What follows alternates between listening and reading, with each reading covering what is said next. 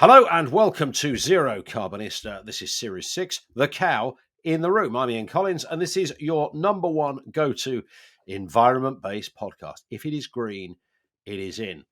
And here's the thing, Dale Vince, for those who are new to this program, we've been sort of running a kind of occasional or casual feature about how often you are in the Telegraph. And, depending on the week, you've been in there, 8 times, 6 times, couple of times, 5 times. But something really weird happened this week, because this is all Dale's diary. You were literally in the Telegraph, as in their building.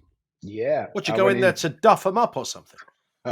Yeah, I went to meet a journalist, nice guy, to talk deep technical issues around energy markets, zonal pricing, which is something that blew up recently, and that kind of stuff. And he took me into the kind of the floor. Used to be a trading floor, apparently, for I don't know, some bad capitalist organization, no doubt back in the day.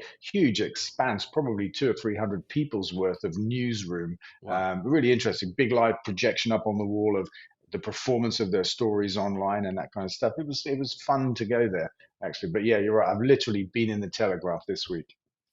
And there's nothing wrong with that, of course. So you No. might literally be there in print next week, which we like. And they let me out. They let me out. So yeah, this wasn't some kind of hostage situation where no. somebody was bartering for the release of Dale. The other thing you did this week as well, and again, this is a bit of an ongoing theme. We've talked about the Patriotic Millionaire campaign. Would that be the right way to talk about it?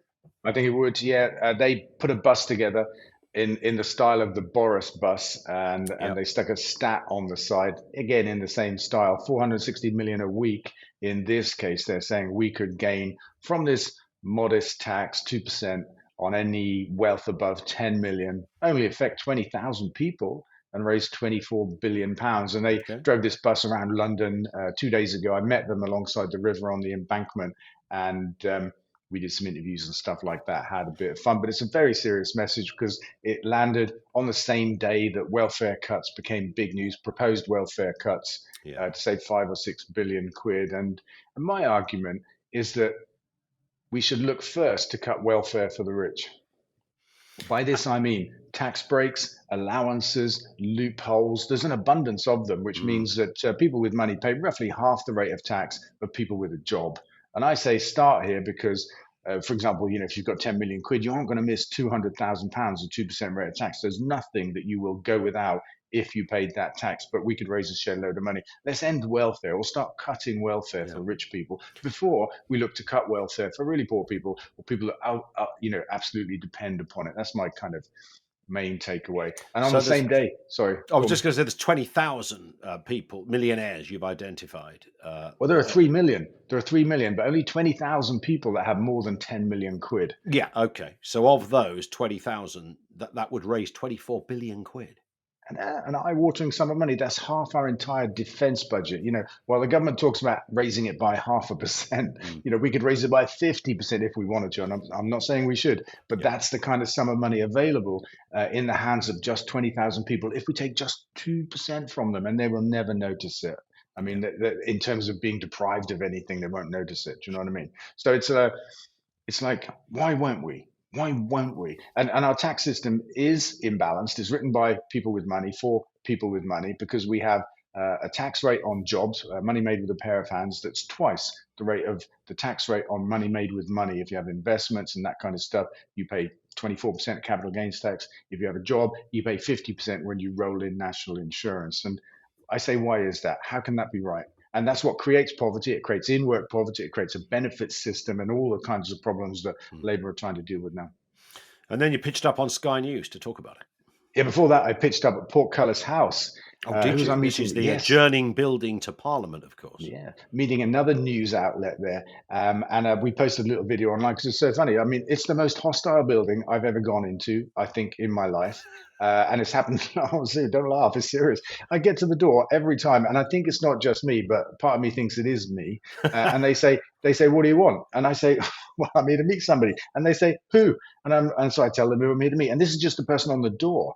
Yeah. And then you go through security, the metal scanners, and all that kind of stuff. Then you go to the actual reception and you tell them who you're here to meet. But they take one look at me and they say, "You shouldn't be here." In their minds, they're like, "What are you doing here? You must have wandered accidentally in off the street." But in this case, the person doing it, lady doing it, was after we'd gone through the charade. Am I really meant to be there? Yes, thank you. Now I'll go through the metal detector. She came in to me and said, I don't like what's on the back of your jacket. I think that's offensive. And I hadn't realized, but I'm wearing a hoodie and tattooed on the back of it are the words "F off," right? I mean, see, I just forgot. And I said, "Look, it's not personal." She might have had a point on this. I think she might. I said, "Look, it's not personal," and I carried on. And I got inside, waiting in the next big queue, having cleared the real reception and the security checks, and exchanged pleasantries with the armed guards. So they were the nicest people in the building. That's probably a good job, right? And then another security guard comes over. He's looking for me. He finds me and he says, "I've had a complaint from a member of the team that there's something offensive on your clothing." He hadn't seen it, so I had to show it to him. And he wanted me to take it off, but we agreed I would just cover it up and everything was fine. But it was it was kind of, I don't know, it was a slightly shocking, amusing experience. So enough of that. And this is a building, not specifically Portcullis House, but the main Parliament building. The whole basis of it was that anyone should be able to walk in at any time and say, "I want to see my MP." That was the whole point of the democratic process. Well, good luck with that. Look, I know there's security issues that weren't there, 300 years ago or whatever, but I get it. You didn't keep the off shirt on for the Sophie Ridge show on Sky, though. I did. You did, but you had it was on your back. It's behind me. Yeah, that's why I never think of it. I never see it myself. Other people see it. Some people take offense. Some people don't. I assume because not everybody mentions it. True. The other thing that happened this week, and I think we did a thing when we were talking about the election. Remember, we did a series of podcasts about getting people to vote and the importance of that, and we played a couple of those American election commercials, which are just brilliant. They also do it with car sales as well. They're really good. How to flog a car. This is the best one we've seen for a long time. Have a look and a listen. This is beautiful. Whoa! Should I get in? Get in. Okay. Have you ever sat Let me get in the a wheel of second. one of these? Of a Tesla? Do you want my notes? Yeah. They gave me notes. I said, I'm not Biden. I don't need notes. I'll take one. I can take it. Thank you. Let me get into this sector. I'll watch Secret Service go crazy. Thank you. I mean, if you actually drove it around, it would really be wild. Beautiful. Wow. I get on this other side. That's beautiful. This is a different panel than I've had. Everything's computer. It's all computers. Wow. It's like it's the 21st century, Mr. President. I love it. I mean, he's the ultimate used car salesman, isn't he? I wouldn't buy a used car from that man. But I mean, the kind of guts of this story, I think, are rather brilliant. Tesla has lost a third of its share value in the last month since Musk has been f***ing about with the US and Europe, actually, and doing all kinds of, I want to say, immoral things, okay? Possibly illegal as well. Judge in the US has just ruled that he thinks it might be illegal what Doge and Musk have been doing, but we'll more on that later. But the other aspect of the story, apart from the loss of value and Trump stepping in, trying to push up the sales of cars, by the way, it begs the question, do Nazis not buy cars? Because the rest of the world is boycotting Tesla. Sales are down and they're being set on fire in parking lots and all kinds of problems. And, basically people are appalled by what Musk is doing and they're stopped buying Tesla. So where are the Nazis stepping in to buy the cars? I don't actually know. The other thing I loved about this story, though, is that hedge funds were short selling Tesla stock and they made £16 billion. And short selling is where you basically gamble that a stock is going to go down in value and you sell it into the future, even though you don't own it. It's a weird thing. I don't think it should be allowed. But I loved it in this case because it's basically dogs eating dogs. This is the capitalist system eating itself. Musk gets in trouble. Yeah, these guys smell blood. It doesn't take any. Yeah, there's no favors done for your mates here. They friends. just hate you as much as everybody else. There it So is. I love that. That was a brilliant story. Tesla in a bit of a pickle. Yeah, and what was interesting and audacious is that after Donald Trump had a little drive or a sit in the Tesla and then said, "Oh, well, it's got computers," Musk then put a tweet out. I'm not kidding you, with a promo code to buy, like to order your Tesla, and then Donald Trump then kind of reposted the promo. I mean, what the hell is going on? I mean, there's one thing to have, and I think a lot of American presidents over the years have sat in a car of some description at the White House to promote American motor industry, the automotive industry. That's one thing. I mean, this was just off the scale in terms of, I don't know whether it was audacious, whether it was admirable, or whether it was all shades of wittery. Yeah, it's kind of crazy, and this is happening at the highest level of government in the most powerful country in the world. It ought to be a bit scary, but it's actually a little bit funny. Yeah, a couple of climate stories here. Climate inaction could cost a third of global GDP. That's a rather large number, Dale. It's a big number, isn't it? I like this story because it came out in the same week, and we're going to come to her in a minute, Kemi Badenoch. And if you haven't heard of her, she's the new leader of the Tory party. I sometimes have to say, who is that when somebody says Kemi said this? I'm like, what? Who? I did it this week, in fact, in an interview. And Nigel Farage, of course, has come out against net zero. Kemi's come out against net zero, I think following him, really. But what they're both saying is something that's completely untrue, that we can't afford the green economy. It's jacking up our energy bills, and we have to slow down the race to 2050 and net zero and that kind of stuff. Out comes this study from Cambridge and somebody else, credible sources of information. And they say that if the world hits 3 degrees of global temperature rise, we'll lose 1/3 of global GDP, where it's a huge number. Same report says the actual cost of avoiding that and getting to net zero is 0.2% of GDP. And that's not like, it doesn't take a mathematician or a genius, does it, to know which is the better option. I mean, these are massive numbers, and and this wasn't an insignificant study. It was Cambridge University, Boston Consulting Group looking at this. I mean, they did their homework. But it's interesting that there's another story it ties into. More than 150 unprecedented climate disasters struck the world in 1 year, in 2024, Dale. Yeah, that's right. And it's great that somebody's keeping count of these and pulling them together and making everybody aware, because at the very same time, Musk and Trump are slashing thousands of jobs in the US in organizations whose very job it is to monitor global climate issues like this. So it was interesting that it came out at exactly this moment. Which brings us to right-wing nut of the week. It was the aforementioned Kenny Baden. Is Kenny, isn't it? Or is it Kemi? I'm not sure what it is. Hey, Kenny, how you doing? I thought it was Kenny. Kemi Baden is your choice this week. And you've just alluded to what she's done. It's just crazy. She's come out and said a whole bunch of things that are essentially fact-free. Let me try and remember them. She said that getting to net zero by 2050 is impossible, right? Whereas the Climate Change Committee have been studying this for nearly 20 years and producing successive roadmaps to 2050 are saying it's possible. Kemi says it isn't. Suddenly, she didn't present any evidence, she just said it. She also said that we were basically duped into signing up for the legally binding target that we have under a Tory government when she was a part of it, as it happens. She now says basically there was no debate in Parliament. It was a 90-minute thing, no vote in Parliament either.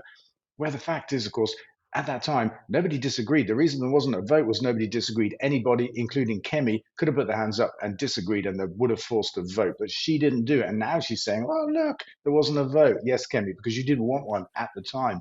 And what else did she say? Oh, green energy and the green economy is pushing up our bills. That's nonsense. Again, no evidence to support that. All of the evidence, of course, goes the other way. It's fossil fuels driving our energy bills up. So it was a very Trumpian, Faragian contribution to the debate, if we can call it. That's where she's going, isn't it? She's trying to cut off that, park her tanks on the Reform UK lawn.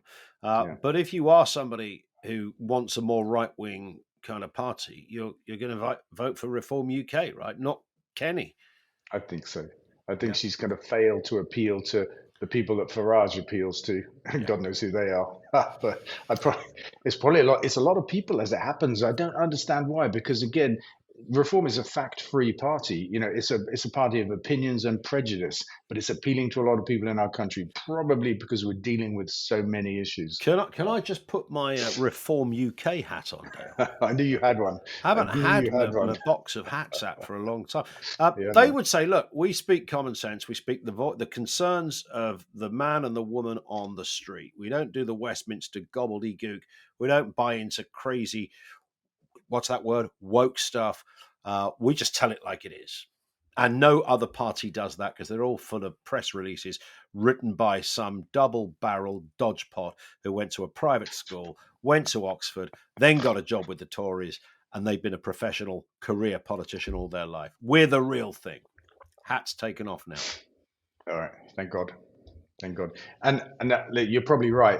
That probably is essentially the pitch. Of course, fundamentally, it's untrue that they're telling it like it is. They're telling it the way that people are actually quite open to hearing it. It's a lovely simplified version of what's happening in the world, but it's actually untrue. The idea that green energy is putting up energy bills is completely untrue. It's fossil fuels that are doing that. And that's just my best example. Other than that, of course, it plays on people's prejudices about immigration and stuff like that. We've seen that from the Tory party, of course, anyway. I mean, can you really tell the difference between them, though, the Tory party and Reform at the moment? I don't think so. Well, Pete, if it was a choice by centre-right voters, then they would go for Farage, wouldn't they? Because, if you based it on who is the most powerful speaker, it ain't going to be Kenny. Because Kenny ain't so good in the speaking department. Bless her. She even forgets what she said before. A couple of years ago, she was giving a speech, praising the move to net zero. And then, she pops up and goes, well, what's that all about? Nobody knows why it's 2050. Oh, yes, we do. Nobody thinks we can get there. Oh, yes, we do, et cetera, et cetera. It's like, but I think in the polls, you're right. I think the Tories are really in trouble. And that actually probably puts the rest of us in trouble because, there could be a funneling of votes from Conservatives to Reform, which could, I don't think it's going to stick Nigel in our version of the White House, but there is that risk. It might become opposition leader. Might be prime minister. That's going to be interesting. See who. I mean, this podcast. Opposition leader. I like that. Opposition leader would be fun because I think we'd have a much more fun PMQ with him asking questions because Kenny, whatever it is, isn't doing so well at that. Here's a question from Mark, who says, Mark sent this in on Facebook in response to Navarra media clip where Dale said we are 50% on our way to hit net zero. Dale, are you including nuclear to get to your 50% claim? To be clear, are we now classifying nuclear generation as green? Good question.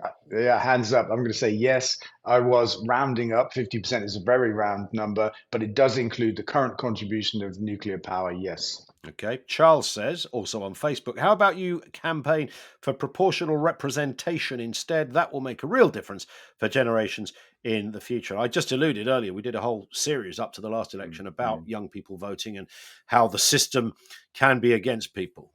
Yeah.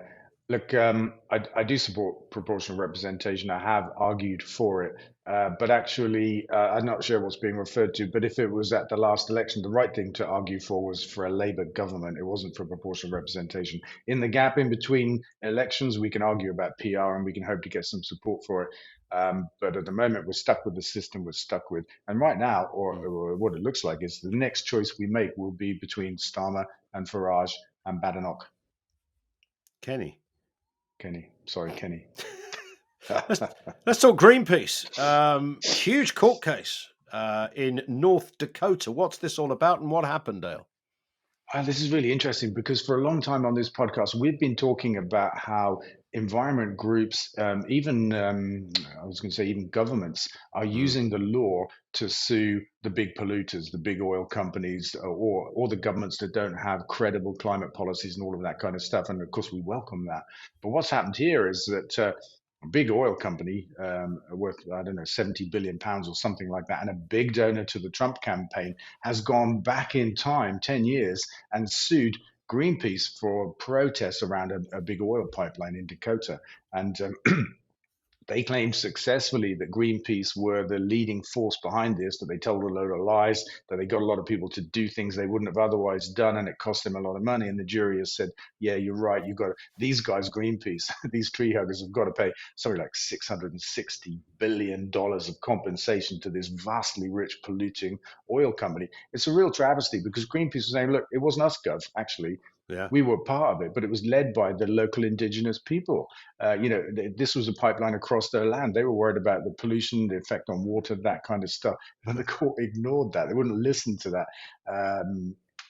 Even when the indigenous peoples themselves said the same thing. So it looks like a travesty of justice. It looks like the law being used by the big bad people against the good guys, which is a flip of what we're used to seeing and what we're used to celebrating. I think there'll be an appeal.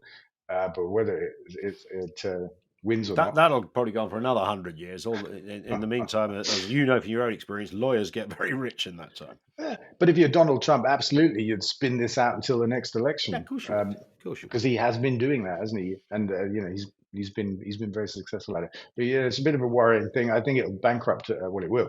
It'll wipe them out. It'll wipe out Greenpeace US if the decision stands. Here's a question from Martin Linklater on X. If the price of gas is the problem, why do countries which rely more heavily on gas actually have cheaper bills? I guess, Saudi Arabia to the extent, United States. Yeah, I mean, different countries control the price of gas in a different way. We allow the global price of gas to set the price of our gas, and then we allow that price to set the price of the wind and the sun. That's the crazy thing. That's what I'm calling for, break that link. But, in the US, they suppress exports to keep their fracked gas in the country, for example, and it detaches then from the global price of gas. And sure. in the Middle East as well, oil-rich states, they give heavily subsidized oil and gas to their population. So different countries deal with it in a different way. We're all about, free markets and shit like that, and we pay the price. Let's go from climate to football, although there are obvious correlations because we're talking about your club, Forest Green Rovers, ranked the most unusual football club in the world. That'd be about right. Yeah, I reckon it would. It's a strange thing to kind of be happy about as well. It's like, yeah, we're just weird, right? But when I saw the story, I didn't know where we were going to rank in the story because it started from 10 and went all the way up to number 1. And number 10 was Wrexham, the Hollywood-backed club. Yep. And I thought, it's not that unusual, is it? But at least they're number 10. They're not number 1. Number 2 is that club in Germany, St. Pauli. I mean, they're famous for being left-wing and radical and really standing up for what they believe in. And so therefore, it's especially special for Forest Green to come in at number 1. And it's chiefly for our stance on the environment, on plant-based food. That's the tip of that spear and all that kind of stuff. But, I was pretty happy to see it. It was a bit of fun, but it was good for us to be number 1, I thought. So I thought we deserved it. We're the weirdest football club in the world. Before we move on to X-Rated Corner, just a couple of stories I want to get in here quickly, Dale. UK emissions lowest since 1872. That's worth a mention. Yeah, brilliant. I mean, the stats have just gone past me, but exactly what you said in the headline, 1872 was actually the start of the second industrial revolution. So, I mean, that's really remarkable that our emissions have never been lower since then, since we, started burning coal like there was no tomorrow. Sure. So we've done well there. Pat ourselves on the back, right? And we can't let a podcast go without a brief mention to Drax, because they are sort of the gift that keeps on giving. What's going on this week? Yeah. I'm glad you remembered. I was getting a bit anxious. Don't forget Drax. They're in an employment tribunal at the moment, and I think it's set to rumble for another week, maybe, or more.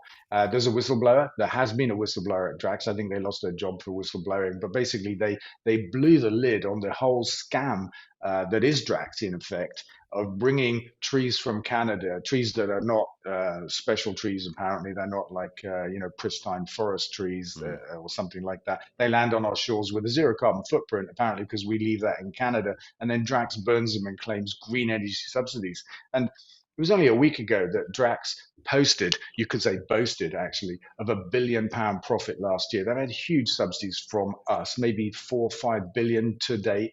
Government only just announced new subsidies going into the future, much reduced, and that was important, but still they're there. They made £1 billion, and here we go. Whistleblower says, actually, you lied to Ofgem, you lied to DESNZ to get this green status and all this kind of stuff. And there's a big furore in the employment tribunal right now about that, and the lift has been blown off.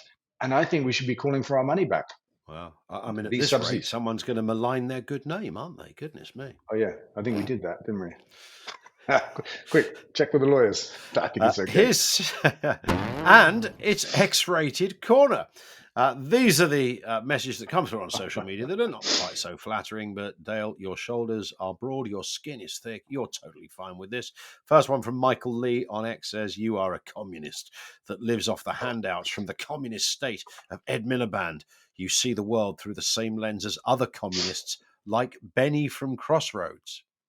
Yeah, I mean, that part staggered me. First, I want to say sometimes they are flattering, actually. And when you said the k sound, I thought, fuck, what's he going to say? You're a communist. I'm like, oh, that's not so bad. Not so that's bad, not so is it? bad. Yeah. But Benny on Crossroads, oh my word, I haven't seen that show since I was a kid. I didn't know it was still going, but I don't think it is still going. And Benny, I Oh. think, is long gone. And by the way, Was he ever a communist? Was well, he this ever? is my point. You know, he wore a little Benny hat, which I think for a little while became a little bit fashionable.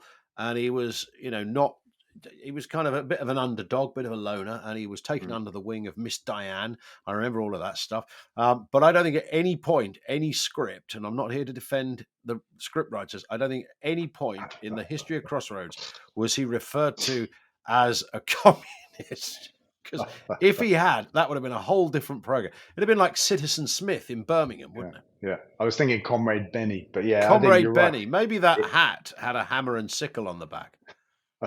It didn't happen, did it? Whoever this is on X-Red Corner, I think they're. What can we say? Nothing. I'm going to say nothing. Final one from made it up. Pierre de Paris. Yeah, right. F off. Says, what's Dale done to his barnet? Meaning your not hair. more hair. Not more hair. The It was other a week it was- haircut. I mean, really, you have to go, is that all you've got? A hair comment? Mhm. I still my absolute favorite, I think, yet is the angry lesbian look in reference to my hair and how I dress. I think that was brilliant. As I was saying at the start, it's not all unflattering. I was flattered by that. That's cool. So what's happened to my hair? I think he must have seen a picture of me with it coloured. I'm not sure, but Maybe. I mean, it's been like this for a long time. But Where people you used to been? do, I think I mentioned this before, Dale. People used to, you know, remember when you had your haircut at school and you'd go in and go, oh God, everyone's going to mention it. And they did. And it's like in the playground, oh, you've had your haircut. It's like, yeah, great observation, Columbo. I've had my haircut. So what? But here we have like full grown adults doing the hair gags. Yeah, I mean, like, where have they been is what I want to know, because my hair's been like this for a very long time. Maybe they just become followers, which is a cool thing. So I'm not going to complain about that. But I actually have that feeling now, the one you mentioned when everybody says, oh, you've had your haircut. I'm still wearing this boot. And everywhere I go, everybody says, oh, what you done? Oh, my word, it's getting exhausting. I need a T-shirt. It says football injury. Yeah, you've got to. That I can only imagine. Whenever I see somebody, oddly, I saw somebody today with a kind of broken arm I was in a lift with. And that thought crossed my mind. How many times has she had to tell people what she's done? I mean, just make something up, make something really imaginative up. Say that you was, I don't know, attacked by a guinea pig. It's like Christmas, isn't it? I don't want to bring it up because it's not my favorite thing. But in the run-up to Christmas, everybody says, oh, are you looking forward to Christmas? What's your plans for Christmas? Then after Christmas, everybody says, oh, did you have a good Christmas? Yeah. And I want to get a T-shirt that just says Christmas so that people don't ask me the question. But you can wear it in the House of Commons, can't you? You nearly get thrown out again. Probably would get thrown out. Probably would. I just want to say this. I just remembered on the Sophy Ridge show, it was a surreal experience. I've been there several times now, always with somebody from the right wing of life. And I was realizing today, we always agree. I don't know what's going on in that room, but, Jake Berry this week, he sat there and he says, oh, Dale's an amazing entrepreneur. I'm like, oh. And like, we agree on welfare. We agreed on Russia. I mean, it's like, what's going on? Maybe I'm getting more right wing. No, he's a nice guy, Jake. And I thought so too. Done some stuff at our place, and he kind of, when somebody stands out as being, because politicians of all different colours and stuff are usually kind of weird people. The fact you want to do that, I admire people who want to take a cause and champion it, but it does make you a little bit strange. And so when you meet ones that aren't quite so strange, left or right, they jump out at you. Yeah, and maybe it's the thing about being hiding behind a keyboard is an equivalent to that. You get in a room. I've done it so many times now. I've met Nigel Farage, Richard Tice, Jake from the Tory party, and you get in a room and you talk and you find actually you've got more in common than you don't. Yeah, and that is that in a way, or that's an interesting point. It's actually quite a sad point though, isn't it? Because why do we spend so much time arguing when actually if you face to face over a pint, you think, well, actually, we do sort of agree on that. Yeah, 100%, which is Strange. And on that note, Dale, we will speak in 7 days. I can't wait. Neither can I. Excellent. Don't forget to follow Dale on social media. We've got twitter.com/DaleVince, facebook.com/DaleVince. What else have we got? I don't know. Telegraph.com, Dale Vince. Telegraph.com. Must be a thing. TikTok too, we've got. Yeah, TikTok too. Which is not a I'm second over that one. kind of version of TikTok. It's Oh, TikTok no. as TikTok well. 2.0, right? TikTok 2.0. I thought you were going to say to me, don't forget to be there, because I obviously missed yesterday, but you weren't, that's so true. it's Yeah, fine. we're recording Nobody this knows day that. Nobody after knows because that. you were stuck on a zebra crossing like a kind of fifth beetle somewhere in the middle of London, which is nothing wrong with that. A couple of other bits of business to mention that the handlers have said, don't forget to tell everybody they can follow this podcast, and therefore you get each episode automatically, and tell everybody you know about it, which is a good thing. And it is always out on a Friday morning at 8 a.m. sharp, so you never need to miss an episode.